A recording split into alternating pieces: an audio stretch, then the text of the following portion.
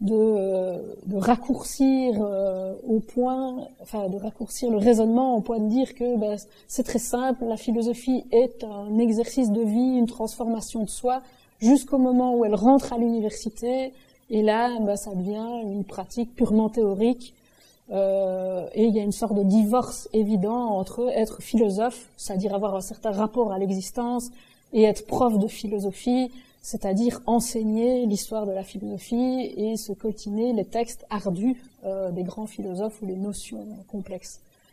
Alors je ne vais pas vous retracer cette histoire parce que j'aimerais bien rentrer précisément dans les pratiques de la philosophie académique aujourd'hui.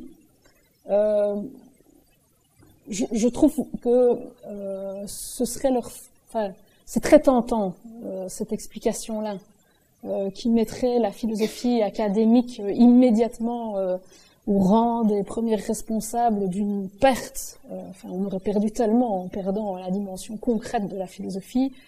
J'ai pas tout à fait envie de faire ça, même si c'est très tentant pour moi, notamment parce que je parle depuis une certaine position de quelqu'un qui a d'abord eu une vie très académique, qui a écrit donc des tas de bouquins très académiques, c'est-à-dire assez illisibles, et que j'en suis sortie et que par conséquent cette sortie de l'université me donne un éclairage tout autre sur la façon dont elle se pratique effectivement à l'université et sur les nouvelles pratiques, puisque ce que je fais actuellement pourrait porter cette étiquette-là, nouvelle pratique de la philosophie, c'est-à-dire tous ces trucs un peu à la mode qu'on appelle les cafés philo, la philosophie pour enfants, comment est-ce qu'on ferait pour faire philosopher des enfants dès qu'ils parlent ou à peu près. Et évidemment, c'est pas en leur racontant l'histoire de textes complexes, c'est avec une autre conception de la philosophie qui renoue un peu avec certaines choses, certaines dimensions de la philosophie antique.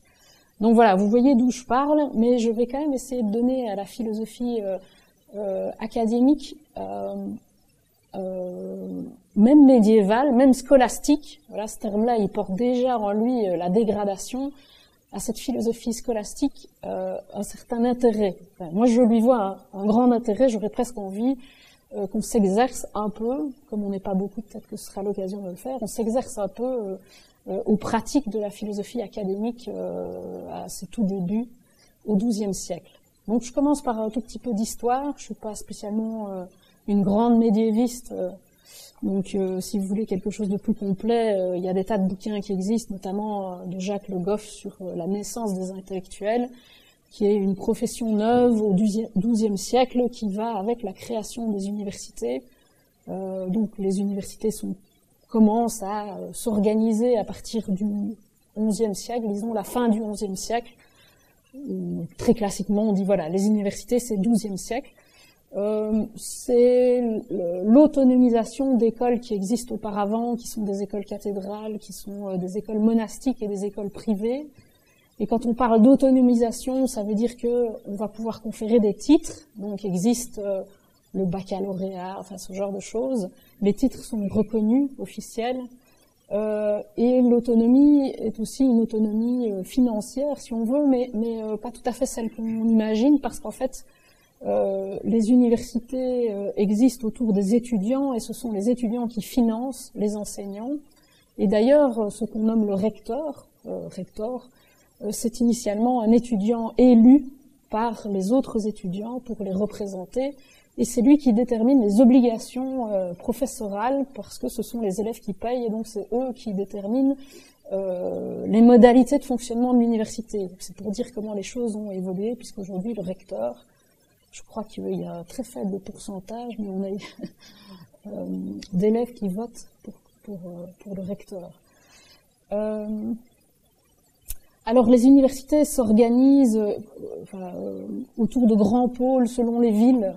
Il n'y a que 4 facultés principales, 4 filières d'études, si vous voulez, les arts, la théologie, le droit et la médecine. Elles fonctionnent toutes avec les mêmes méthodes. Donc ce dont je vais vous parler ici, c'est la méthode universitaire qui fonctionne quel que soit l'enseignement, que ce soit du droit, de la médecine ou de la philo ou de la théologie.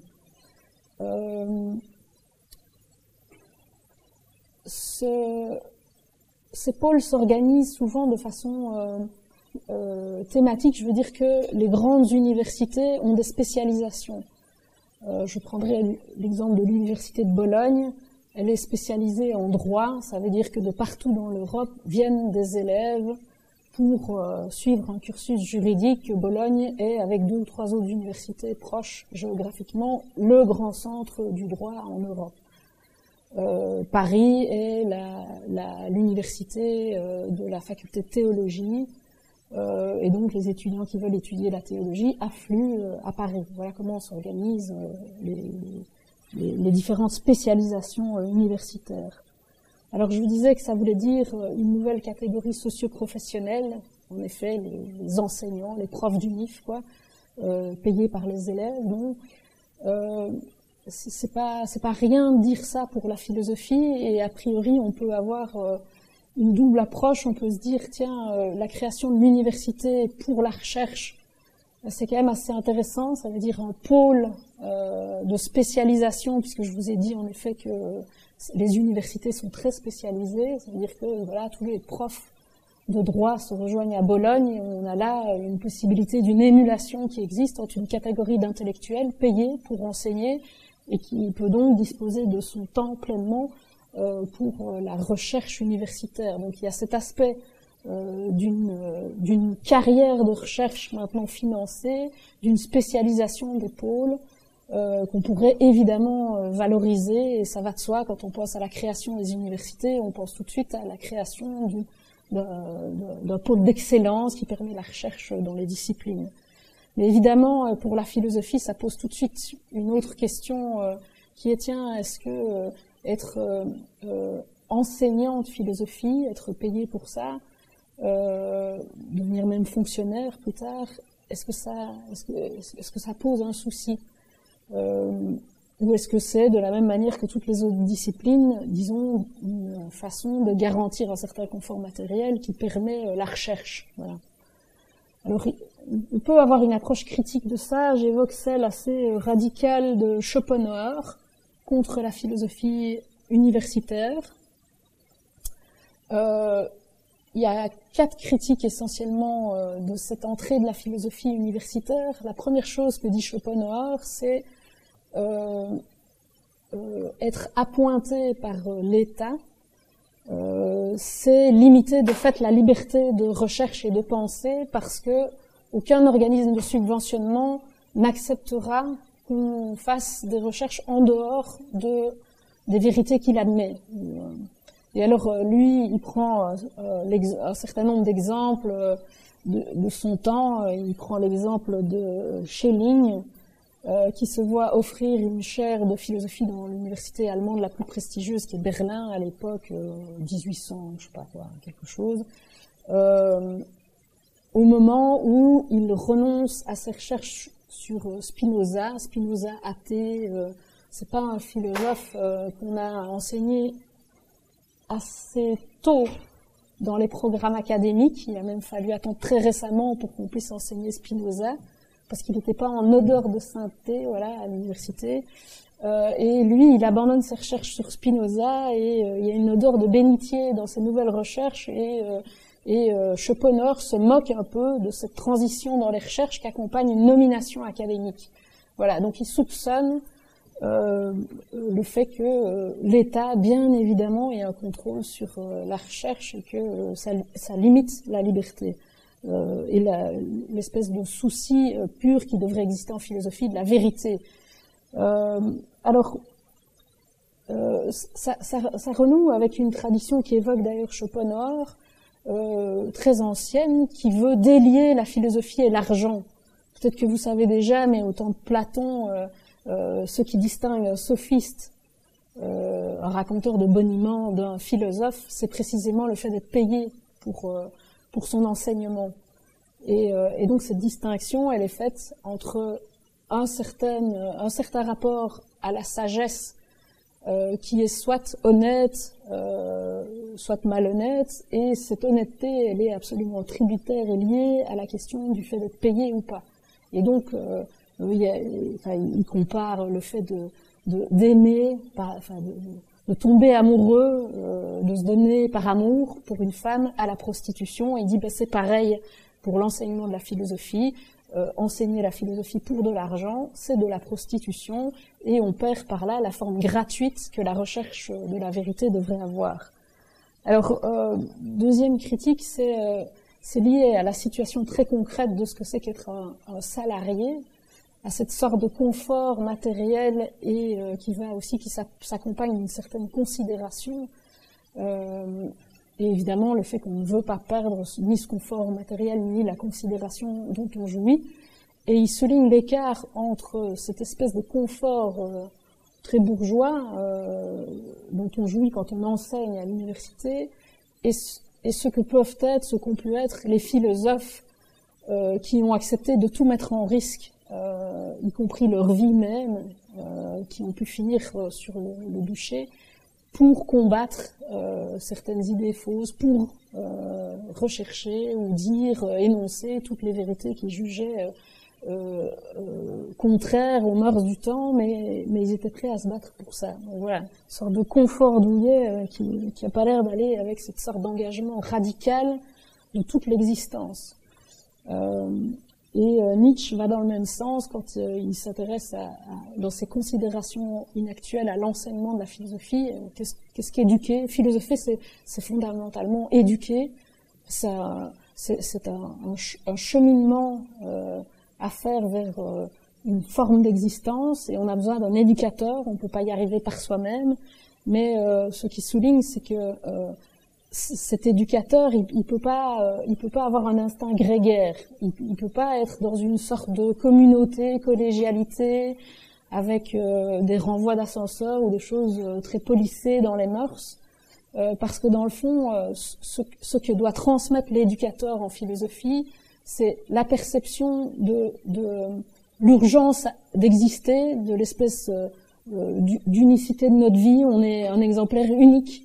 Se reproduira pas deux fois la possibilité d'exister. Chaque moment qui passe est un moment perdu. Il y a cette sorte d'urgence à créer, et c'est à partir de là, c'est ça le sous-sol de la philosophie que l'éducateur doit transmettre, cette sorte d'urgence qui peut justement amener à tous les excès, à tous les dangers, et qui est tout à fait contraire à une sorte de risque très atténué, de police, de civilité dont l'université pourrait être le cadre.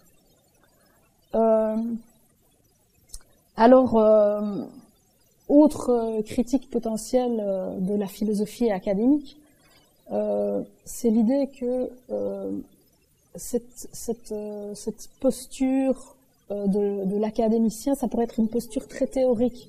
Dans le fond, vous voyez que dans l'écart entre enseigner la philosophie et essayer de transmettre une sorte de rapport d'urgence à l'existence et de nécessité de prendre son existence en charge, la différence, c'est peut-être entre un mot qui serait sagesse et puis connaissance. C'est pas une question de connaissance, en fait.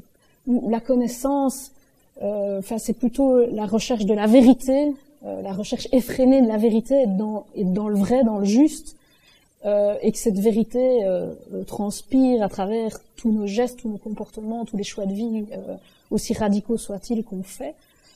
Et c'est ça, et ça n'a pas de lien évident avec la question du patrimoine de connaissances à inculquer, à maîtriser, à se réapproprier. Et donc, il y aurait un devenir plus théorique de la philosophie parce qu'elle devient la transmission d'un patrimoine de connaissances et pas la transmission d'un rapport intense à l'existence. Enfin, dernière critique, vous voyez, c'est sévère, hein, je commence par là, c'est l'idée que le philosophe académique jouit d'une sorte de monopole, la philosophie n'étant à peu près plus que académique, en tout cas l'enseignement, l'institution légitime, c'est l'université. Et du coup, ce monopole permet aux philosophes d'université de faire la part des choses entre les pratiques légitimes et celles qui ne le sont pas. Et donc, il imagine, Schopenhauer une pratique à l'ancienne qui est les pratiques extrêmes des pères qui vont au désert. Vous voyez, une pratique ascétique où on va s'éprouver en se mettant dans des conditions de vie radicales et on va essayer de voir l'essentiel de notre vie, c'est quoi, mais en vivant tout seul au milieu du désert, en mangeant 2 figues par jour, enfin, vous voyez. Et il imagine ce personnage revenir aujourd'hui, Jean du désert, et se présenter à l'université. Il imagine l'accueil que les philosophes d'université feraient à un tel personnage, et le discrédit profond dont jouirait ce personnage. Peut-être je vous lis comme ça, vous avez une petite idée du ton qui est quand même un peu sévère de Schopenhauer.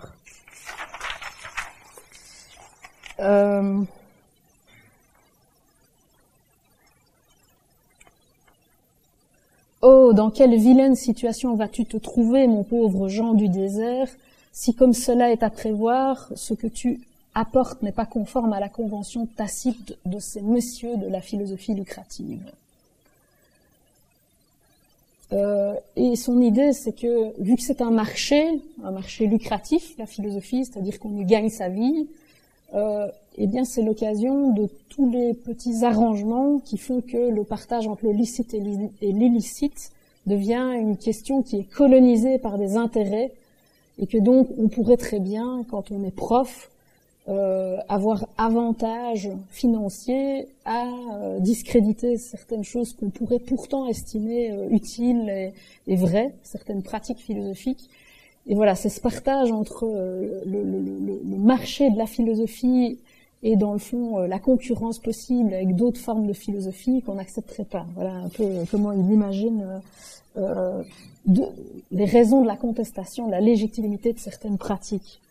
En parenthèse, c'est effectivement quelque chose qui se passe aujourd'hui pour les nouvelles pratiques, une certaine contestation de leur légitimité. Alors, moi je trouve que c'est toujours très intéressant, les questions de contestation. Ça vaut toujours la peine de se demander où et quand fait-on de la philosophie. Est-ce qu'on est bien sûr, voilà, ici par exemple, est-ce que c'est faire de la philosophie? Le mot philosophie apparaît régulièrement, mais ce serait très ambitieux d'imaginer pouvoir aussi simplement s'attribuer le mérite de philosopher. Ça mérite un examen soigné. Donc je trouve que cette question de légitimité, elle vaut la peine, mais du coup ça veut dire aussi que elle peut pas être tranchée d'emblée entre enseignement académique donc légitime et donc on philosophe et puis pratique alternative, Saint Jean du désert là ne philosophe pas et ça va de soi. Voilà. Ça va vous affrontez bien cette radicalité de la critique de la philosophie académique. Alors oui, je vous évoque peut-être ce bouquin-là parce que c'est quelque chose qui justement relaie, mais dans une enquête sociologique, les secrets de famille de l'université. C'est une sociologue qui n'a pas passé ces fameuses procédures qui en France permettent d'obtenir d'abord les concours, ça elle a obtenu, mais ensuite les recrutements. Alors si vous n'êtes plus dans votre université inaugurale, ça devient un peu complexe. Elle raconte un peu toutes ces histoires-là en justement mettant un peu à jour les règles d'un système de mandarinat, si vous voulez, où le népotisme, le fait de se rendre l'ascenseur, peut devenir une pratique assez régulière. Donc c'est juste pour dire que la critique de la philosophie sous l'angle de sa professionnalisation et du coup d'un certain nombre de choses où il y a un écart qui se crée entre la façon de vivre et le contenu même, surtout le contenu éthique et politique qui engagerait une véritable recherche en philosophie sur ces domaines-là, il y a un écart qui se fait qui est assez évident. Voilà. Alors je passe maintenant à la question des pratiques académiques.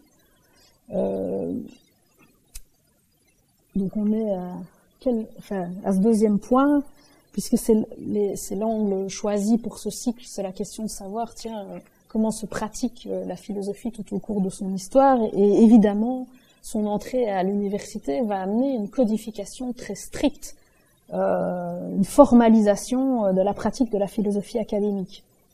Et si je garde tout le questionnement qui est lié à la critique que Schopenhauer fait de l'institutionnalisation de la philosophie, je laisse ouvert l'intérêt de ces pratiques. Je trouve que ça vaut la peine d'aller voir, tiens, la codification d'une discipline par son entrée à l'université.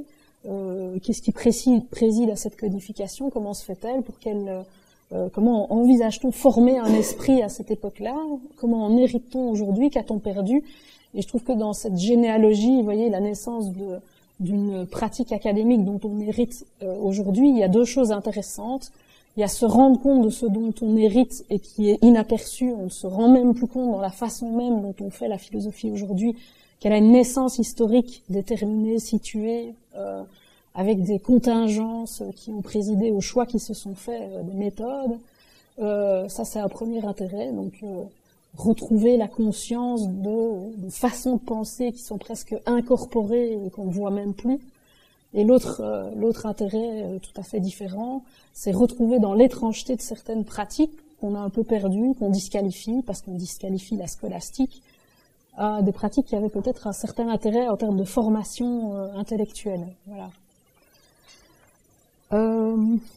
Ça va? Vous n'avez pas de questions, de commentaires?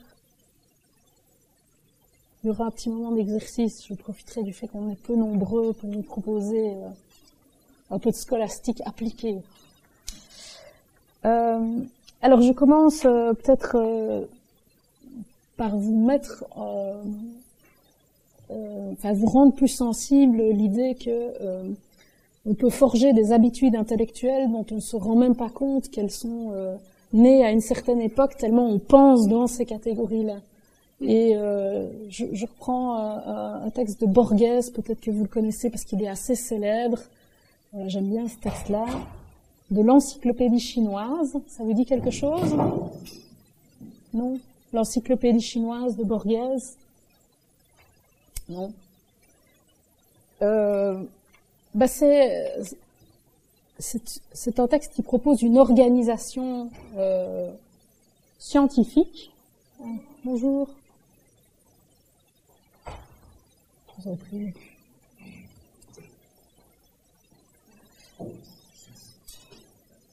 Un texte qui propose une organisation scientifique chinoise qui tranche tellement avec la nôtre qu'elle prête un peu à sourire, mais c'est justement l'occasion d'interroger un peu par écart avec une façon de faire science qui n'est pas du tout la nôtre, notre façon à nous de faire science. Alors cette encyclopédie chinoise, elle paraît loufoque et elle organise les animaux en A, appartenant à l'empereur, B, embaumé, C, apprivoisé, D, cochon de lait, E, sirène, F, fabuleux, G, chien en liberté, H, inclus dans la présente classification, I, qui s'agite comme des fous, J, innombrable, K, dessiné avec un pinceau très fin en poil de chameau, L, etc., M, qui viennent de casser la cruche, N, qui de loin ressemble à des mouches. Alors, évidemment, si on peut évoquer ce classement, c'est pas pour ridiculiser les Chinois, hein. Ça pourrait être de se demander, tiens, d'avoir une sorte de curiosité à l'égard des principes de ce classement qui nous apparaissent pas du tout parce que nous, on voit que une association complètement irrationnelle des animaux.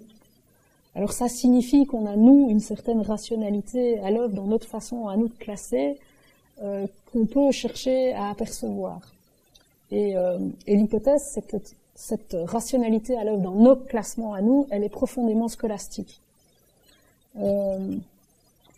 Alors, je connais pas super bien, mais Linné, vous avez une petite idée de comment il organise les animaux. Alors d'abord, c'est une organisation systématique. Pour nous, ça va un peu de soi. C'est que on va essayer de faire le tour de toutes les espèces. D'ailleurs, on va même dire le vivant, pas du vivant. Et ensuite, on va établir des catégorisations principales et puis des sous-catégories. Et donc, il y a un système pyramidal comme ça d'emboîtement depuis les catégories les plus générales jusqu'aux catégories les plus spécifiques, comme par exemple espèce, c'est une catégorie spécifique, tout en bas de la découpe. Alors, voilà, ça déjà, ça nous paraît un peu évident, ça ne l'est peut-être pas. Deuxième chose, c'est le côté systématique, ça veut dire que le etc. qu'il y a dans l'encyclopédie chinoise, pour nous c'est hallucinant. Mettre un etc. au milieu d'une liste, c'est pas scientifique ça, on peut pas mettre etc. surtout pas au milieu. Mais ça renvoie à cette même systématicité qu'on cherche à avoir. Ça veut dire que si on découvre un nouvel être vivant, on peut revoir toute la catégorisation. Et c'est ce qui s'est passé, c'est ce qui fait les différences entre la catégorisation actuelle et celle au temps de Linné, c'est qu'on a découvert des organismes unicellulaires, vivants, et que du coup on a dû réorganiser tout cet emboîtement savant de catégories. Dernière petite chose qui ne va pas tant de soi non plus, sont évidemment pour nous, mais c'est que ce qui fait qu'on choisit ces grands embranchements, c'est souvent une recherche peut-être des caractéristiques principales. On va se dire, tiens, les modes de locomotion, c'est intéressant, ou les modes de reproduction, c'est intéressant. Voilà, des caractéristiques qui vont nous permettre de distinguer des ordres différents. Mais on va vite s'apercevoir que c'est pas toujours aussi rationnel que ça. Ça a l'air assez rationnel, hein, de se dire on étudie l'objet, on étudie et on se demande tiens ces caractéristiques fondamentales et puis ça va permettre comme ça de le mettre quelque part dans une organisation. Mais en fait on voit avec des choses comme invertébrés, c'est-à-dire une propriété que n'ont pas précisément ces êtres vivants, que c'est pas comme ça qu'on procède. Ça veut dire qu'on peut qualifier un ordre, je sais plus si c'est un ordre, un embranchement, à partir de quelque chose qu'elle n'a pas. Donc voilà. Et là, on est un peu plus proche déjà des réflexes chinois. Alors, l'encyclopédie chinoise, on n'en a pas retrouvé trace. Donc, c'est une sorte de gag de Borges. Ce texte n'existe pas. Mais néanmoins, il y a quand même dans l'encyclopédie chinoise quelque chose pour nous d'un peu étrange, qui est lié au fait que les animaux sont organisés plutôt en lien avec les humains, leurs fonctions, leur usage dans la vie humaine. Et donc, effectivement, ça fait une organisation un peu différente. Alors, Pérec a justement fait quelque chose de ce type-là pour nous rendre attentifs au fait qu'on classe tout le temps, et qu'on classe parfois avec des... Enfin, on pourrait faire des classements qui sont un peu bizarres, et justement, il a pris cette idée de classer les animaux depuis leur place dans le texte juridique, c'est-à-dire pas loin des Chinois, dans le fond. Les textes juridiques, ça régule nos rapports avec les animaux, et donc c'est assez proche de l'idée qu'on va les organiser en fonction de leur utilité pour l'homme, ou des problèmes qu'ils nous posent, des problèmes les plus concrets et pratiques. Je vous lis quand même le classement opéré par Pérec. Vous verrez que c'est pas si loin de ce que proposait Borges. Donc on divise en animaux sur lesquels on fait des paris, animaux dont la chasse est interdite du 1er avril au 15 septembre, baleines échouées, animaux dont l'entrée sur le territoire national est soumise à la quarantaine, animaux en copropriété, ah oui, F, il a repris les mêmes, animaux empaillés, G, etc. Il s'est amusé, effectivement, puisque la législation évolue, à lui laisser une place, il est évident qu'on aura d'autres types d'animaux dans les années à venir. H, animaux susceptibles de communiquer la lèpre, I, chien d'aveugle, J, animaux bénéficiaires d'héritage important, K, animaux pouvant être transportés en cabine, L, chien perdu sans collier, M, âne, N, jument présumée pleine. Vous voyez, il y a moyen. Alors je reviens à la leçon qu'on peut tirer sur nos habitudes mentales, parce que c'est une thèse qui a été défendue par Erwin Panofsky, qui est un célèbre historien de l'art, qui a comparé l'architecture des cathédrales gothiques et dans le fond l'art et toutes les habitudes mentales conquises à partir du Moyen Âge à la scolastique médiévale, et qui a comparé donc la construction d'une cathédrale à la somme théologique de Thomas d'Aquin, qui est à peu près le monument de la scolastique médiévale. Et ce qui compare, c'est précisément une habitude mentale qui est, qu'on retrouve dans cette façon qu'on a de catégoriser, qui est les grandes divisions principales et une logique d'emboîtement. C'est à partir de la scolastique médiévale qu'on commence à utiliser l'expression qu'on n'a jamais utilisée jusqu'alors, c'est des titres et des sous-titres et des petits a, grands a, etc. Enfin, toute cette architecture de la pensée, elle a une naissance historique. Pour nous, ça va de soi. Je veux dire, un bouquin aujourd'hui, ça va de soi. En sciences, qu'il est organisé, en philosophie, c'est certain, organisé en chapitre sous chapitre, et qu'on pense à la structuration, à l'ordre des idées, etc. C'est une habitude médiévale qui se conquiert au tout début de l'enseignement académique de la philosophie. Alors, ça va aussi avec cette idée de catégoriser le réel, d'aller chercher à découper dans le réel les unités et puis les organiser. Alors, j'en viens donc aux pratiques très concrètes. Là, je vous rendais plutôt attentif au fait que ce qu'on peut aller chercher, d'une part, c'est cette histoire de se rendre attentif à nos réflexes intellectuels intégrés, incorporés, qui font la bizarrerie par rapport à une autre organisation du savoir. Mesurer un peu ça. Bon. Maintenant, on rentre dans les pratiques concrètes de la scolastique médiévale, donc toutes disciplines confondues. Et il y en a deux. Il y a la lectio et la disputatio. Alors, la lectio, ça veut dire évidemment la lecture. La lecture est centrale dans l'enseignement de toutes les disciplines au Moyen-Âge. On commence toujours en matinée par travailler des textes, donc les textes fondateurs. C'est vrai, en droit, on travaille le Code justinien, en médecine, les textes de Galien, on travaille l'Organon d'Aristote, on travaille la Bible, on travaille les sentences de Pierre Lombard en théologie. Donc on commence toujours par lire. Alors peut-être que de nouveau, c'est les choses qui vont de soi pour nous, la lecture. Je veux dire que quand on fait des études universitaires, il faille lire. Il y a une sorte de référencement aux œuvres fondatrices, ça va de soi. Mais pour la philosophie, ça va pas de soi du tout. Au contraire, il y a toute une tradition de la méfiance à l'égard de la lecture, alors qui commence, elle commence avec Platon de façon très radicale. Platon souligne dans un texte qui est le Phèdre. Alors je dis juste une petite chose au sujet de Platon, peut-être vous savez pas, mais pour les textes anciens, ça vaut toujours la peine de savoir quels sont les textes qu'on a conservés. Et ce qu'on conserve de Platon, c'est la partie de son œuvre qui était destinée au grand public. On ne dispose pas de ces notes de cours, une sorte d'enseignement à un petit groupe de gens qui suivaient un cursus et donc qui est plus poussé.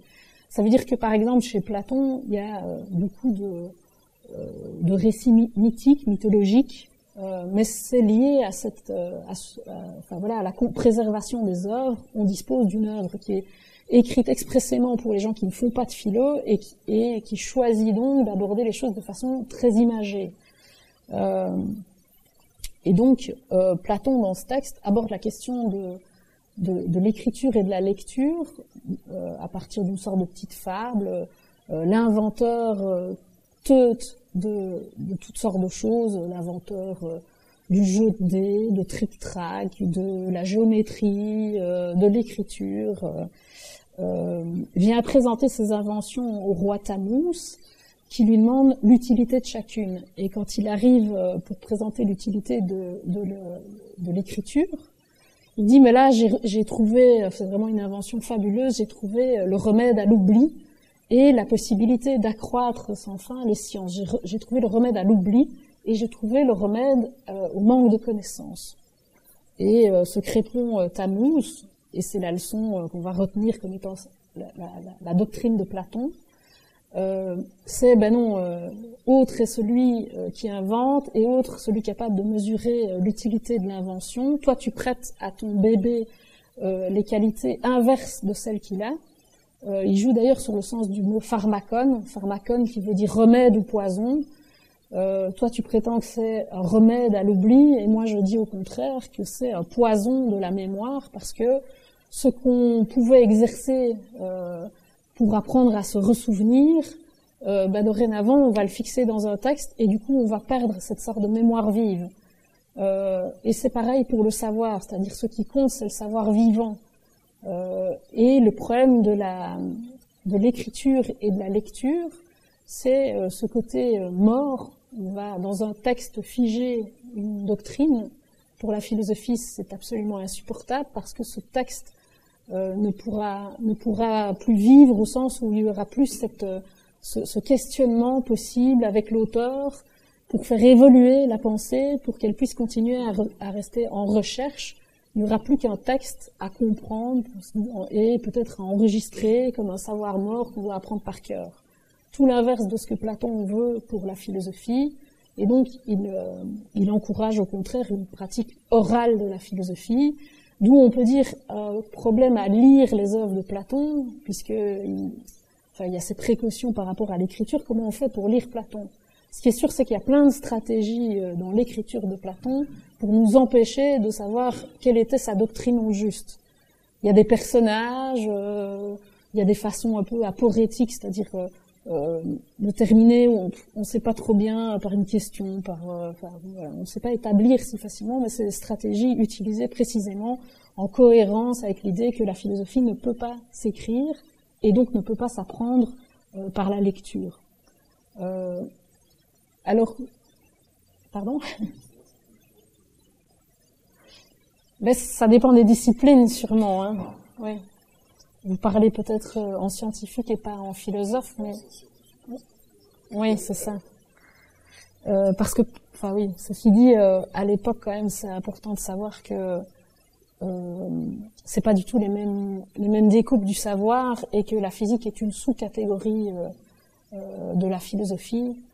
Philosopher, c'est faire de la physique, c'est faire de la logique et c'est faire de l'éthique. Et en gros, ça englobe l'ensemble des connaissances humaines du temps. Donc, on pourrait dire que même pour Platon, même pour les disciplines scientifiques, enfin pour la physique, il voudrait garder cet aspect vivant du savoir qui peut pas être juste emmagasiné. Alors peut-être un petit mot sur les stoïciens, parce que je vous en avais parlé l'an passé. Les stoïciens, ils ont une pratique de la lecture, mais la lecture, on lit pour avoir des formules qui sont comme des armes de poing. Je vous avais dit que le manuel d'Épictète, manuel c'était avoir en main, et avoir en main c'est disposer en soi d'un ensemble de maximes, de préceptes, de citations qui nous aident dans toutes les situations de la vie qu'on a besoin d'affronter. Et donc on a besoin ça doit être vivant, ça doit être intégré en nous et ça doit nous permettre de réagir à chaud dans tout ce qui se présente dans notre vie. Et donc il y a une précaution très grande sur la lecture qu'il laisse aux grammairiens, qui est si tu lis un texte pour le comprendre et que tu es très fier d'expliquer un texte de philosophie parce qu'il est complexe, t'es gentil, mais là t'es grammairien, parce que philosophe, c'est comprendre un texte et surtout en faire usage. Ce qui va compter, c'est l'usage qu'on fait de quelque chose qu'on a compris. Alors, évidemment, vous voyez que la scolastique tranche avec toute cette tradition d'une philosophie profondément orale, qui a une méfiance par rapport à l'écriture et à la lecture, qui en codifie ou en limite les modalités, en se disant attention, parce qu'on peut vite faire autre chose que philosopher. Et c'est évidemment pleinement ça qu'on va faire dans la philosophie médiévale. On va faire exactement ce que ne voulaient pas les stoïciens, c'est-à-dire la première pratique de la lecture au Moyen-Âge, c'est la glose. Alors gloser un texte, ça veut dire s'intéresser à la signification de chaque mot. Donc la lecture qui est faite en matinée à l'université, c'est d'abord une lecture qui s'arrête sur tous les termes complexes et qui permet un glossaire, je crois qu'on dit, glossaire, c'est-à-dire un recueil de tous les mots qui ont un sens technique. Donc lire, c'est d'abord ça, c'est d'abord une explication de vocabulaire, sans plus. Après, il y a une évolution historique qui fait que initialement, c'est juste presque matériel, c'est-à-dire que on a le texte sous les yeux et on écrit entre les lignes le sens des termes. Et on retrouve des manuscrits comme ça où vraiment on a entre chaque ligne des petites indications qui permettent de comprendre le sens du terme dans la phrase. Mais c'est pas plus que ça. Mais progressivement, il y a une évolution, c'est qu'on va trouver ces indications de sens. Là, c'est interlinéaire, ce sera infrapaginal, et puis ça va se développer dans des commentaires indépendants. Et évidemment, plus vous trouvez de l'indépendance géographique, c'est-à-dire vous n'avez plus l'interligne juste entre deux lignes pour définir le sens des termes, plus se développe un type de lecture qui va permettre de passer du sens du mot au renvoi dans l'usage de tous les mots, le même terme dans d'autres livres ou à d'autres endroits, est-ce qu'il a le même sens? C'est d'abord ça, donc on reste vraiment dans l'explication des mots, mais en comparant avec d'autres occurrences du même terme pour voir s'il a bien la même signification. Et puis après, ça va se développer progressivement sur le sens de la phrase, et puis la question que ça pose, et puis la problématique qui est derrière ça, et puis la comparaison avec d'autres auteurs qui disent autre chose, vous voyez. Et on passera comme ça d'une sorte de glossaire très strict des mots complexes à un commentaire très intellectuel qui permet de comparer ce que dit tel auteur à ce que dit tel autre auteur. Alors, on dit qu'il y a une façon il y a une évolution dans la façon de lire au moment où cette pratique s'installe, donc au XIIe siècle. C'est que jusqu'alors, la lecture était une lecture spirituelle, elle devient maintenant un peu intellectuelle. C'est lire pour se ficher dans l'âme des phrases qui seront immédiatement agissantes, c'est pas tout à fait pareil que lire pour comprendre soigneusement le sens des termes. Et ça va donner lieu à une pratique qu'on trouve plus scolaire, effectivement, qui est on lit pour comprendre, quoi. On lit pas pour se transformer, on lit pour comprendre avec finesse le sens d'un texte. Alors,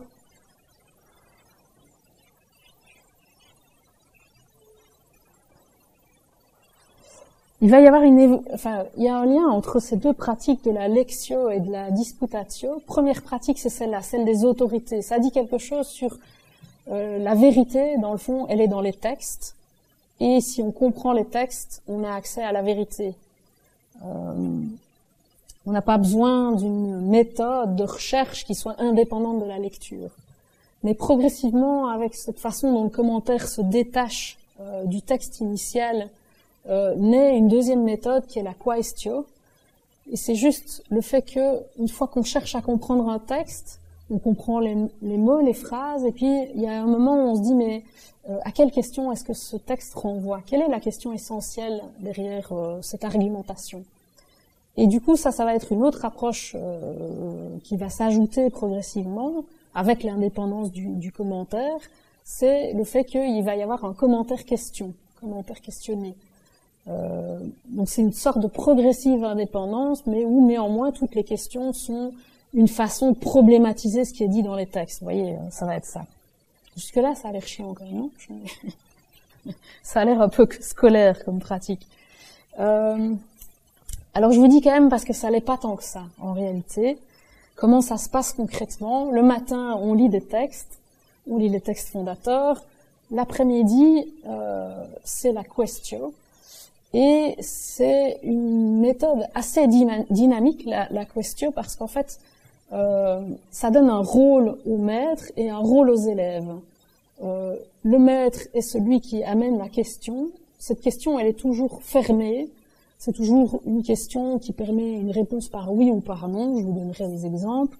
Et le maître prend position.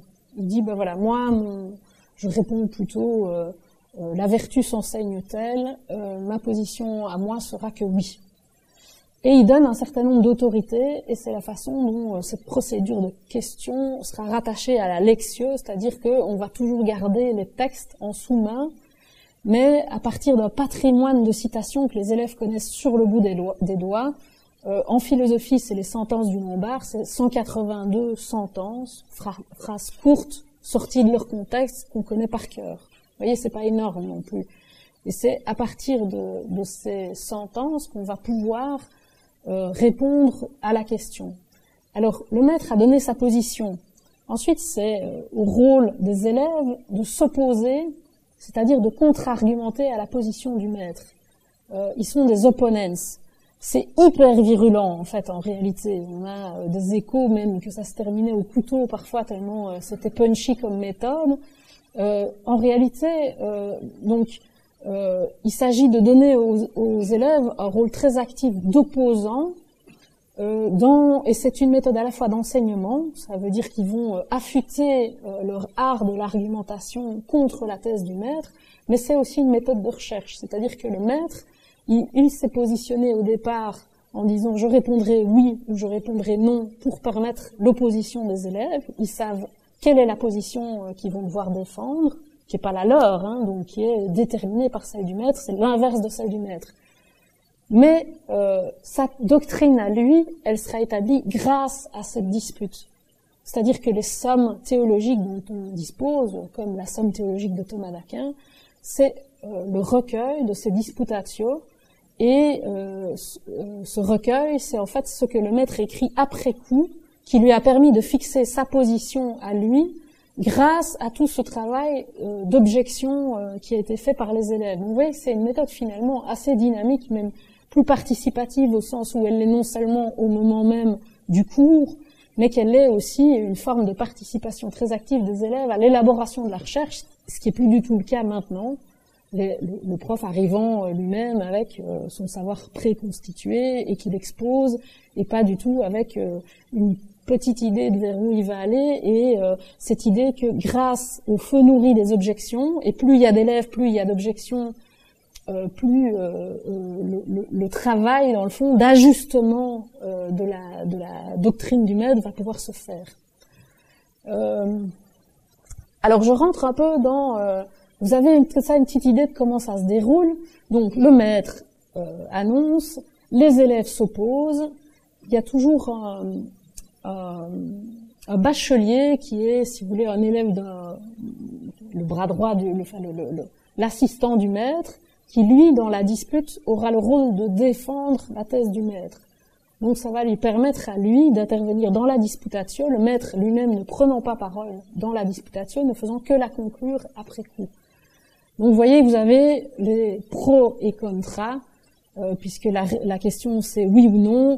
Vous avez tous ceux qui vont défendre le non, les quelques-uns qui vont défendre le oui si le maître a pris position en faveur du oui.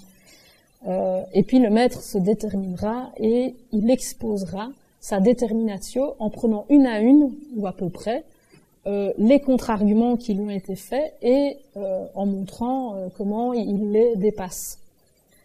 Alors je rentre un peu parce que on s'est amusé à pratiquer une disputatio. C'est toujours un peu amusant de se dire tiens voilà on a une idée de ce que c'est, mais elle est un peu transformée parce qu'en fait ce qu'est la disputatio, on ne le sait que par la mise par écrit. Mais il y a évidemment un écart entre ce qui se pratique concrètement et ce que le maître note dans les jours qui suivent d'ailleurs, parce qu'il y a évidemment des choses qui ne sont pas relevées, qui ne sont pas choisies, le maître ne faisant pas une sorte de synthèse de tout ce qui s'est dit, c'est pas tellement ça. Mais ça peut être sympa de retrouver une pratique et de se mettre dans la position. Donc on s'est fait des petites fiches, je les ai même là, des petites fiches. Le maître, voilà, on va se donner aussi un ensemble de citations qui sont des autorités, avec l'idée que ces citations, on doit avoir un rapport à l'autorité de ces citations. Donc il ne s'agit pas d'en contester la vérité, mais il s'agit de se rendre compte que dans les autorités, il y en a qui plaident en faveur du oui et d'autres qui plaident en faveur du non, et que dans le fond, toute la complication de faire avec toutes ces autorités différentes, c'est précisément qu'il y a une controverse qui est possible, alors qu'elles sont toutes censées dire la vérité. On pourrait s'appuyer sur certaines pour défendre une thèse et sur d'autres pour défendre la thèse opposée. Voilà, c'est ça la complication du départ, si vous voulez, de l'enseignement médiéval, c'est que le rapport aux autorités oblige, parce que ces autorités sont contradictoires, à cette forme disputée. On s'est donné quelques règles qui sont apparentes dans le déroulement d'une disputatio. C'est que, donc, si vous avez le rôle d'opposant, vous allez devoir contester la thèse du maître, mais il y a une façon de faire. Donc, il faudra un recours aux autorités presque systématique, mais ce recours aux autorités, il se fait à l'intérieur d'un syllogisme. Alors, c'est là qu'on va rentrer dans des habitudes mentales qui sont plus du tout les nôtres et qui ont pourtant un certain intérêt, que je voudrais les défendre un peu. Vous avez une idée de ce que c'est qu'un syllogisme? Pas du tout? Ouais? Ouais, voilà, je l'ai. C'est la fin, je l'ai indiqué. Le syllogisme le plus banal du monde.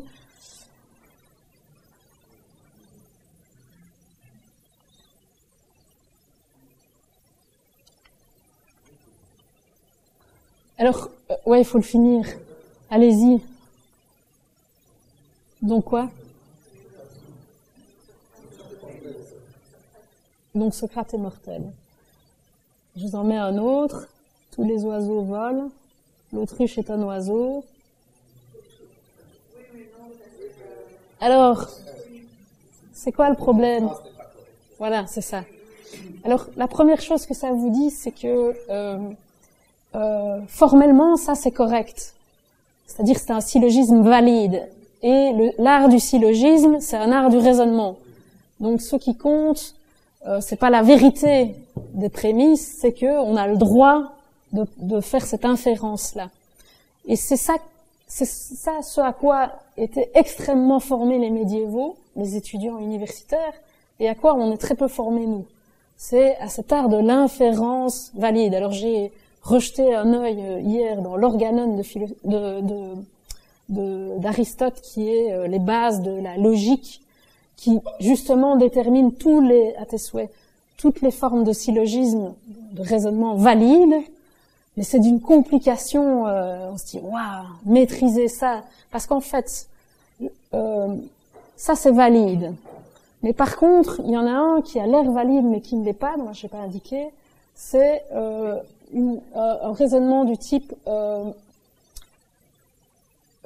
s'il pleut, la route est mouillée. Donc le raisonnement correct, ce serait or il pleut, donc la route est mouillée. Et le raisonnement qui est pas correct, c'est s'il pleut, la route est mouillée, or la route est mouillée, donc il pleut. Ça vous va, ça? Enfin, vous voyez un peu Ça, c'est une forme d'erreur de raisonnement qu'on commet très fréquemment. Mais il y en a plein, des erreurs de raisonnement, notamment ce qu'on appelle les sophismes. Ce que je viens de vous donner là, c'est un sophisme. On appelle l'affirmation du conséquent. Voilà, on ne connaît pas tant que ça, ce sophisme-là, il y en a plein d'autres. Mais dans le fond, ce à quoi étaient aiguisés les étudiants universitaires et les enseignants, c'est à toutes les formes de raisonnement qui sont correctes et à toutes les formes de raisonnement qui sont incorrectes. Et la disputatio se passe par syllogisme permanent.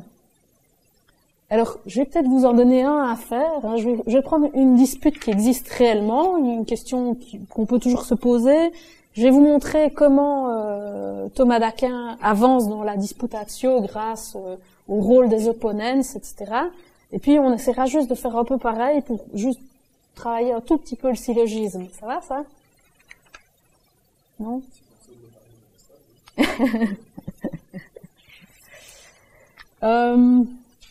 Alors, la question de départ, c'est la question 66 de la somme théologique Secundae Secundae. Alors, c'est sympa parce que vous avez effectivement cette organisation, la partie 2 traite des vertus et la deuxième partie traite des vices. Enfin, vous voyez un peu ce genre d'organisation architecturale. En effet, la question c'est, est-il permis de voler en cas de nécessité?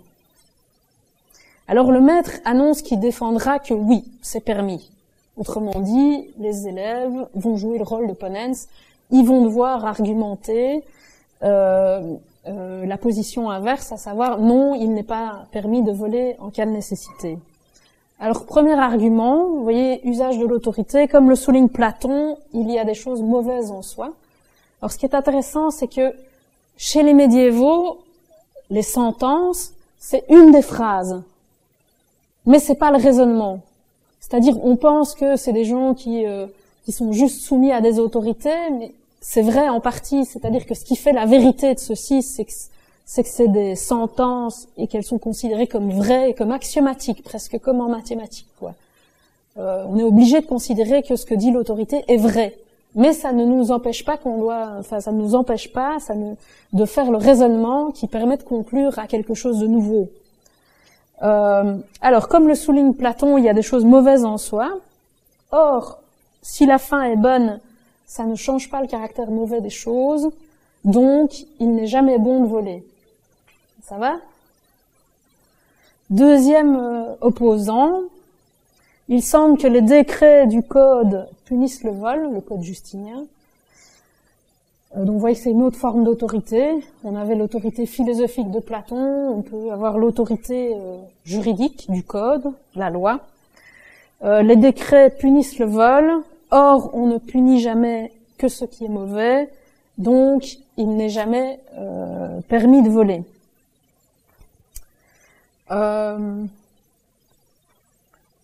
Alors, comment on fait ensuite avec ça? Vous voyez comment on pourrait contre-argumenter à ce genre de raisonnement? Donc, premier raisonnement, c'est il y a des choses mauvaises en soi. La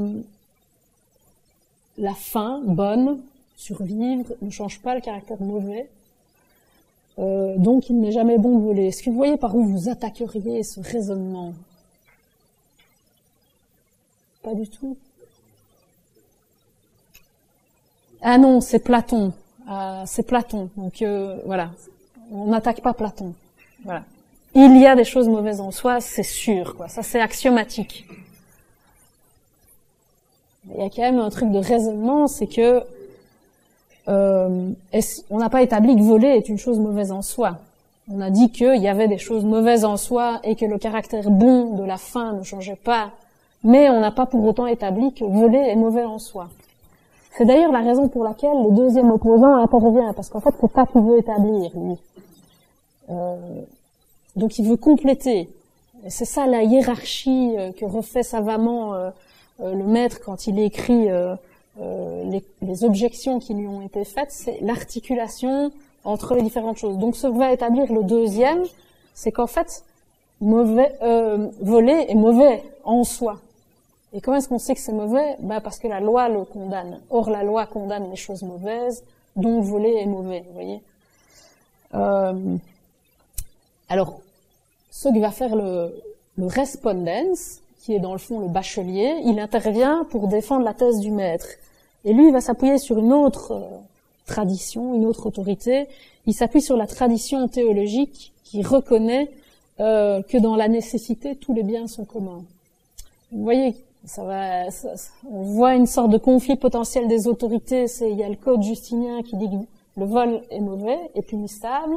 Il y a les autorités théologiques qui disent en cas de nécessité, il n'y a pas de vol, les biens sont communs. Alors comment est-ce qu'on va combiner ça? Parce qu'en fait les deux ont raison. C'est ça le principe de la scolastique, c'est que toutes les autorités ont toujours raison. Donc il ne va pas s'agir de dire que le code a tort d'interdire le vol, ni que la tradition théologique a tort. Donc on va combiner. On va dire que en fait ce n'est pas à proprement parler du vol que de se saisir des biens d'autrui dans la nécessité. On devrait même qualifier ça autrement. C'est un emprunt. C'est très pratique de qualifier ça autrement parce qu'on va permettre de préserver la propriété en disant c'est emprunter à quelqu'un sous le coup de la nécessité, quelque chose qu'on lui rendra quand la nécessité nous permettra de le rendre. Enfin, vous voyez, quelque chose comme ça. Mais on va aussi organiser, hiérarchiser le droit naturel et le droit positif. Le droit naturel, c'est le droit divin, c'est la théologie qui dit que il n'y a pas en cas de nécessité, personne n'est propriétaire de rien. Le pauvre a toujours le droit de se nourrir quand il a faim. Et on va juste dire, il y a le droit naturel et il y a le droit positif. Et donc, les deux existent. Il y a une hiérarchie entre les deux. Et en cas de nécessité, c'est le droit naturel qui... vous voyez un peu l'agencement un peu scolastique comme ça de de la réflexion. Alors du coup, enchaînement par la question suivante, c'est comme ça que s'emboîtent tout le temps les questions. Celle que je vais vous demander de travailler vous, c'est la possession des biens est-elle extérieure la possession des biens extérieurs est-elle naturelle à l'homme? Alors, vous voyez pourquoi on travaille ça? Donc, on vient de se dire, bon, la théologie dit que on possède, personne ne possède rien en fait, et donc on a tous les droits, si on veut, sur le patrimoine commun. Mais on va l'affronter vraiment parce qu'on vient de le dire, et du coup, on va devoir le démontrer. On pose la question: la possession des biens naturels, des biens extérieurs est-elle naturelle à l'homme? Voilà. Alors, disons que vous devez démontrer que non, parce que le maître, lui, va dire que oui, c'est naturel à l'homme. Est-ce que vous avez la moindre idée de comment vous pourriez démontrer dans un syllogisme? Il va falloir faire un machin comme ça. Si possible, allez, je vous donne une autorité qui peut vous aider, qui est, pardon, Rousseau. Ah oui, on pourrait avoir Rousseau. Actuellement, on aurait Rousseau qui dirait quoi sur la propriété?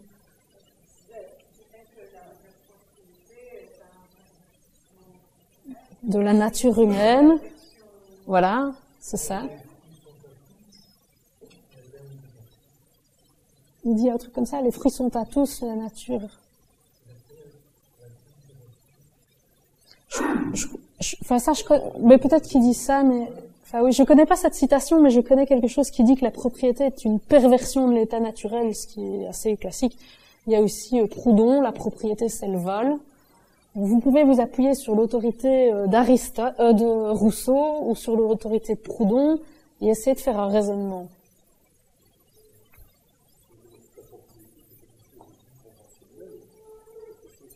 Alors il faut le mettre en raisonnement.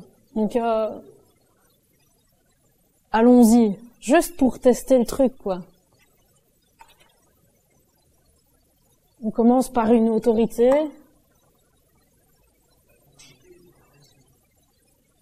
Comme le dit Rousseau,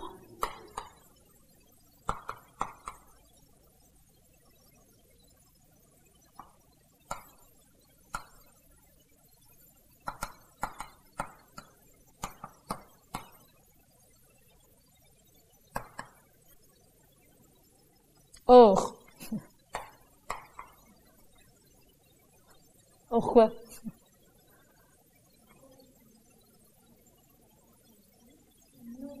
Attends, je dis juste que ce qu'il va falloir conclure, c'est donc la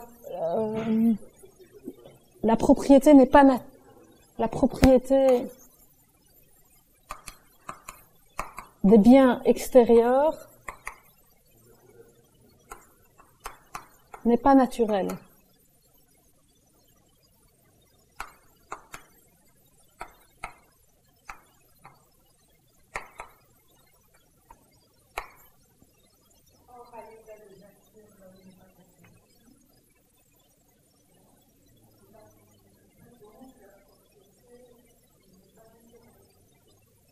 Alors on va le mettre, hein.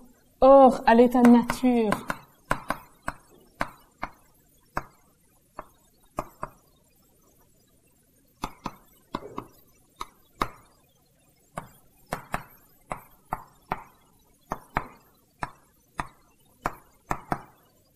est-ce que c'est correct ou est-ce qu'il manque quelque chose? Parce que dans votre syllogisme, il ne faut pas qu'il y ait des prémices cachées. Or là, il nous manque cette question, les biens extérieurs, il faudrait qu'ils soient quelque part, la propriété naturelle. On ne peut pas juste avoir l'état de nature et la perversion de l'homme, il faut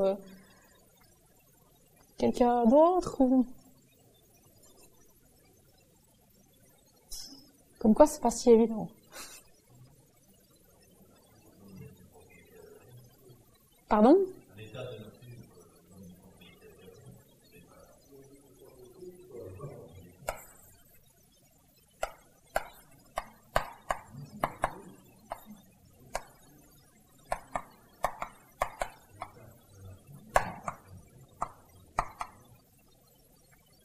Est-ce qu'on peut conclure de ça que la propriété des biens extérieurs n'est pas naturelle? Non.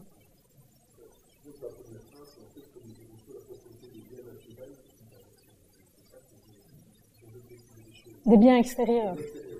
Oui. Oui, la bonne expression.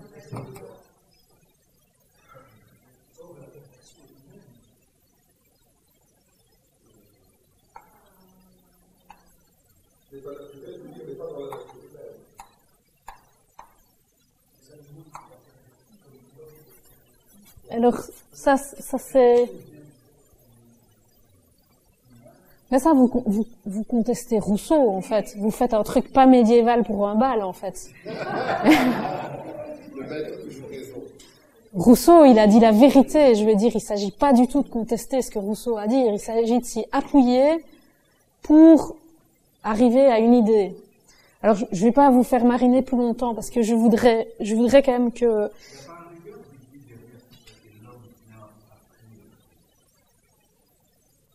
Donc, l'autorité, on va reprendre une autorité biblique. Donc, comme le dit la Bible ou la tradition théologique.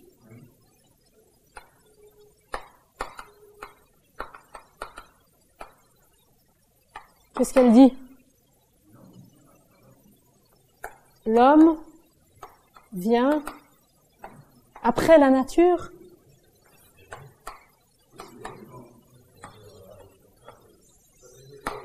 Alors allons-y, quel est le raisonnement?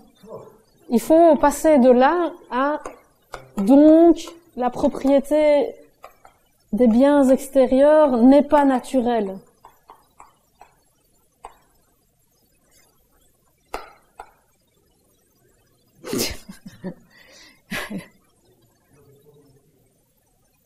Alors, je trouve que ça vaut la peine de faire l'exercice en mesurant à quel point c'est devenu étranger à l'inverse. Je vous ai dit à quel point on avait incorporé certaines habitudes de catégorisation et à quel point on a perdu cette modalité permanente du raisonnement qu'on exerçait pendant des années à l'université, toutes disciplines confondues. Et alors, par rapport à ça, si je peux conclure là-dessus, je trouve qu'on perd quelque chose de très précieux en réalité, parce que évidemment là, ça vous paraît un peu formel et l'idée même qu'il faille partir d'une autorité, c'est pas très à la mode, mais il y a quand même des choses très intéressantes dans le syllogisme. Je reviens à ça. C'est d'abord l'idée que on cherche dans tous les domaines de l'enquête humaine une méthodologie un peu rigoureuse, et que pour la conduite de sa vie, pour la conduite des affaires politiques, avoir un art du raisonnement est indispensable. Alors, le syllogisme, c'est le développement, enfin le travail sur les syllogismes, c'est le développement de cette méthodologie du raisonnement qui nous permet de prendre des décisions qui sont fondées correctement sur un raisonnement correct, avec une vigilance à deux choses. Je trouve que ça rendrait vachement plus clair toutes les décisions qu'on prend les plus quotidiennes si on était un peu outillé. La première chose, c'est la vérité des prémices. Aristote distingue deux types de syllogismes. Il y a les syllogismes scientifiques. Les prémices sont des axiomes, et dans le fond, c'est un peu ce que font les médiévaux quand ils disent les sentences, c'est vrai, ça se discute pas, donc c'est considéré comme vrai en soi, quoi. Mais ça, c'est valable pour les sciences, et c'est pas valable pour, par exemple, l'éthique ou la politique, où en fait, ces prémices, c'est l'opinion la plus généralement répandue. Alors ça n'a pas la même puissance, évidemment, parce que cette opinion peut changer. Mais néanmoins, première chose, c'est examiner dans un raisonnement la vérité des prémices, qui est, au stade actuel, l'état de nos connaissances, c'est ceci. Qu'est-ce qu'on sait? C'est faire le point sur ce qu'on sait déjà. Et de ce qu'on sait déjà, comment peut-on accroître le savoir par une inférence qui est correcte? Donc, il faut qu'il y ait cet art du raisonnement qui fait qu'on passe effectivement, comme on a tant de mal à le faire, de ce qu'on sait être vrai à une conclusion. Alors ici, elle est prédonnée dans l'exercice, mais pour nous, dans un art du raisonnement à exercer, ce serait quand même pas inintéressant d'être capable d'agencer ce qu'on sait pour savoir quelle est la conclusion qu'on doit en tirer. Alors, donc si je devais faire une sorte de bilan de ce qu'on peut tirer de la scolastique médiévale, je reviendrais à une sorte de pente qui a fait sa sclérose et qui est évidente aussi quand je vous dis la lectio, ce que c'est, une sorte d'étude de texte, etc., le rapport aux autorités, le fait qu'on va lire juste pour comprendre, ça définit un rapport qu'on peut toujours avoir aujourd'hui au texte, qui est un rapport scolaire, et il y a une critique fondamentale qu'on pourrait faire de ça et que fait Bourdieu dans ce texte, Méditation pascalienne. Il s'intéresse en fait justement à cette question de, j'ai employé le mot qui est l'habitus, donc les réflexes intellectuels académiques. Il parle des philosophes, il ne s'intéresse pas à l'université en général, mais les réflexes académiques des philosophes, dont ils sont absolument inconscients parce qu'ils font pas l'histoire de leur pratique intellectuelle. Et lui, il passe son temps à faire ça, à retourner aux conditions, au moment où s'est forgée une habitude intellectuelle très typée. Donc en gros, il fait quelque chose du type de ce que je viens de faire ici. Et à des fins justement de soulever que ça correspond à un enfermement des pratiques, parce que ce sont des pratiques de bibliothèque, de cabinet, que du coup c'est répondre à des faux problèmes, se les créer pour pouvoir réfléchir artificiellement, et qu'il y a tout un pan de l'école qui est fondé sur ce rapport un peu artificiel au problème, un peu théorique. C'est que on a privilégié l'essence de la distance avec le réel, à savoir particulièrement la vue et l'ouïe, au détriment de l'odorat et du toucher, que on a cette sorte de rapport contemplatif au monde, qui est un rapport purement théorique, qui nous permet la compréhension du monde, que c'est tout un réflexe, tout un monde intellectuel qui s'est créé à l'université, mais qui définit aussi, qui oublie, dans le fond, les conditions sociales et historiques de sa création. Et lui, ce qui le gêne, c'est que c'est une catégorie sociale, en fait, qui peut se permettre ce type de réflexe par rapport au savoir. C'est l'intellectuel, dégagé des véritables soucis, peut consacrer une vie contemplative, et c'est d'ailleurs le sens de scoler. C'est intéressant de revenir à, j'avais dit scolastique. Scoler, ça voulait dire loisir, ça voulait dire effectivement que l'étude était permise si vous disposiez des conditions sociales qui vous permettaient de ne pas travailler, de ne pas être pris dans les nécessités de la vie, qui sont les nécessités de manger, etc., de s'occuper de sa famille, tout ça. Et dans le fond, il ne dit rien d'autre, c'est-à-dire que malgré le fait qu'il soit payé, si vous voulez, l'académique, c'est celui qui dispose de cette sorte de gratuité, enfin de possibilité très facile de se détacher des problèmes, de régler des problèmes fictifs théoriques, et il oublie cette sorte de positionnement social qui donne naissance à toute cette culture scolaire et académique. Et puis de l'autre côté, ce que je retiens, moi, c'est l'intérêt de ce dispositif d'apprentissage, de recherche, qui met l'élève au cœur d'un processus de recherche, et puis l'intérêt.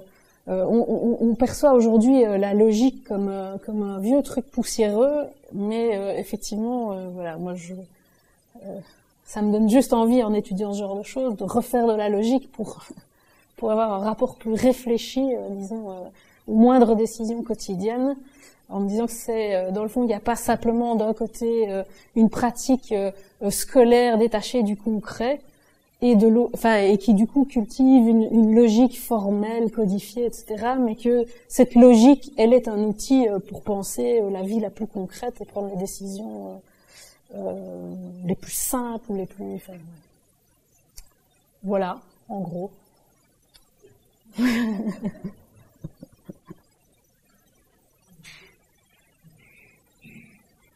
Est-ce que vous avez des questions, des commentaires? Oui, Anne.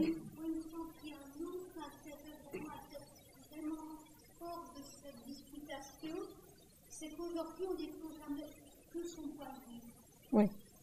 Et dans la disputation, on doit défendre un autre point de vue qui est peut-être le sien, peut-être un autre. Et il me semble que c'est un exercice qu'on fait plus et qui est extrêmement intéressant.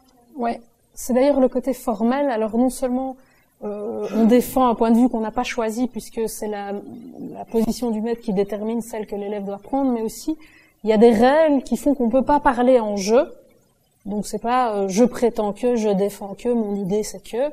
Des choses qui sont absolument classiques aujourd'hui quand on prend la parole dans un débat, on met toujours en avant sa pensée à soi. Ici, au contraire, on met en avant la pensée des autorités et on essaye de voir ce qui en découle. Vous voyez, il y a une sorte d'envie que les mécanismes de la pensée nous permettent de penser plus loin que juste son idée à soi au départ, quoi. Effectivement. Et il y a ce truc qui est un réflexe très profond, académique très profond en philo, qui est imaginer toujours une chose et son contraire. Donc, poser la question en oui et non, et toujours envisager pas ah bah oui moi je pense que oui donc je vais défendre le oui, mais au contraire l'obligation de voir le fondement de la réponse inverse. Enfin, ça fait vraiment partie des réflexes intellectuels indispensables en philo aujourd'hui. Je pense qu'ils sont conquis par cette technique-là. Oui.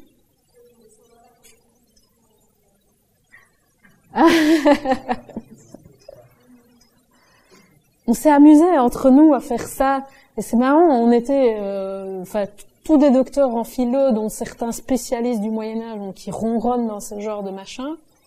On a quand même un peu sué, je dois dire. Peut-être je vous en lis quelques-uns. Comme ça, vous aurez une idée de comment on a nous-mêmes, on était 5-6, un truc comme ça, dont 2 médiévistes, 2 vrais purs médiévistes, quoi, qui travaillent Thomas d'Aquin à longueur d'année. Il semble que non, en effet, car, comme le dit Proudhon, la propriété c'est le vol. La propriété est en effet une institution juridique humaine à laquelle nous sommes accoutumés et qui nous apparaît comme naturelle. Je vous disais, c'est une institution. Donc, la propriété nous apparaît elle aussi comme naturelle, mais ce n'est précisément qu'en fonction du droit positif, lequel contrevient en réalité au droit de nature selon lequel tout appartient à tous de façon égale. La propriété des choses extérieures à l'homme n'est donc naturelle à l'homme que du fait d'une accoutumance au vol inaugural qu'elle représente. Vous voyez un peu, genre de machin. Je vous en lis des moins complexes. Il semble que non, car comme le dit Rousseau, la propriété est le début de la déchéance de l'homme. Or, dans la déchéance, la nature de l'homme se corrompt, donc la propriété de l'homme, la propriété n'est pas naturelle. On n'était pas loin de ça, hein. On ne peut posséder naturellement quelque chose que l'on prend à autrui. Or, selon les traditions monothéistes, toutes les choses extérieures sont à Dieu. Donc, l'homme qui possède quelque chose qu'il prendrait à Dieu ne le possède pas selon un droit naturel. Il semble que non, car l'homme ne se possède pas lui-même, puisqu'il finit par mourir. Or, tout autre bien ne peut être dit possédé par un homme qu'en tant qu'il est vivant. Donc, l'homme ne possède pas réellement les biens extérieurs qui ne sont que des emprunts. Voilà. Vous voyez, on a joué un peu. Vous avez des réponses maintenant. Oui. Oui.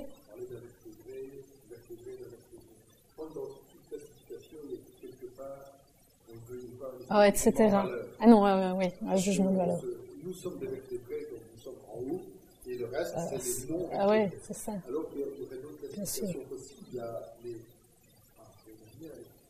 les squelettes internes, nous, les squelettes externes, les animaux, et les sans squelettes. Vous pourrez imaginer des tas de choses qui sont moins porteuses de. Oui, c'est ça. Mais c'est vrai que ce qu'on constate dans l'inné, c'est que l'homme, c'est par éloignement aux proximités de l'homme que se fait toute la catégorisation. Donc en fait, le lien à l'homme est le principe organisateur du classement. Ouais. Maintenant, j'imagine. Ouais. Oui. On est juste plutôt une petite branche. Ah oui, c'est ça, voilà. Immense. On a fait enfin cette sorte de révolution copernicienne dans les classements, quoi. On n'est plus que... D'accord. Il existe encore des exercices semblables. On est tout à voir organisé sur la vie des formes de corps humain, pour réviser les théoriciens. On en est sur, par exemple, les cours contre le vote obligatoire. Oui. Et même ceux qui sont pour, voient, parce que c'est des gros sorts, il y a une équipe qui va être pour, être contre. Oui. Peuvent revoir leur programme. C'est ça. Oui, je pense que ça existe encore dans des cercles un peu fermés. Je vous montre juste comment on avait fait le jeu. Alors, donc il y avait des rôles, hein. On peut les tirer au sort. On est le maître, ça va être costaud parce que la déterminatio, je vous dis pas comme c'est. On avait divisé la fonction du maître, on en avait mis un deuxième parce qu'il y a un art de déceler les erreurs d'argumentation qu'il faudrait rajouter en plus à la fonction du maître qui doit dire t'es gentil mais t'as pas ton raisonnement là il se tient pas, il y a un sophisme. Alors opponens, donc c'est l'élève, respondens, le bachelier qui a le même avis que le maître. Donc on avait toutes sortes de rôles, on les tire au sort et puis on avait des cartes de procédure, on avait fait presque un jeu. Alors la première chose c'est les obligatoires. Il y a argument d'autorité et argument par la raison. Ils avaient des tas de citations, ils allaient devoir utiliser une citation mais dans un syllogisme et donc ils allaient devoir respecter ces deux choses-là. À chaque fois au dos il y a les règles d'utilisation de ça. Ensuite, une des choses qu'on fait qu'on arrive à voir dans l'écriture des disputatio, c'est qu'on est toujours obligé de se brancher sur ce qu'a dit le précédent et qu'il y a que 3 opérations qu'on peut faire quand on intervient et qu'on est toujours obligé de faire d'emblée. Ça commence toujours en latin par une formule qui fait une de ces choses-là. Compléter, quand je suis d'accord avec, mais qu'il y a un élément qui n'avait pas été prouvé. Concéder, alors c'est souvent partiel. Je te concède ceci, mais c'est pour mieux opposer. Et puis, contredire. Et c'est des contradictions qui peuvent être liées à la forme du raisonnement, ton raisonnement ne se tient pas, ou à une des propositions, tu admets que, mais, ou j'émets un doute sur ce que tu... Voilà. Et on est toujours obligé de dire ce qu'on va faire. Je ne dis pas comme ça rajouter une complication, mais au moins un lien entre les interventions qui est très visible dans une disputation médiévale. Tu viens de faire un syllogisme, je complète ou je contredis tel élément et du coup ça s'articule soigneusement et on a cette sorte d'architecture de la pensée qui est liée au fait que les opérations forcent. On va tester un peu, mais non, je crois pas. Mais par contre, le mettre en ligne comme, on essaie quand même de former les profs et de leur proposer des petits exercices pour tenir compte de tout le patrimoine, dans le fond. Il y a des choses intéressantes.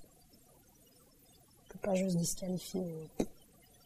Ou faire des pratiques philo comme on fait maintenant, comme si c'était nouvelle pratique philo. On fait de la discussion, alors que dans le fond, c'est pour ça qu'on a organisé une journée sur les modes d'oralité traditionnels. On a travaillé le débat tibétain, Alexis viendra vous en parler la fois prochaine, la disputatio et la palabre africaine, en se disant que c'était des modes d'oralité extrêmement codifiés et que nous, on a dans l'idée que parler, ça s'apprend pas. Même quand on fait une discussion qui a des fonctions importantes, on n'a pas, on sait pas. On fait comme on peut, quoi. Et donc ça vaut la peine. La palabre, c'est pour gérer des conflits. Elle a des règles. La disputatio, c'est pour agrandir son savoir, mais ça peut être aussi prendre une décision, c'est-à-dire raisonner. C'est utile quand on doit trancher. On doit prendre la plus bête décision du quotidien, acheter une bagnole neuve ou pas. On pourrait faire un syllogisme. On pourrait raisonner. Et être un peu mieux. Voilà. Plus de questions? Non? Bonne soirée.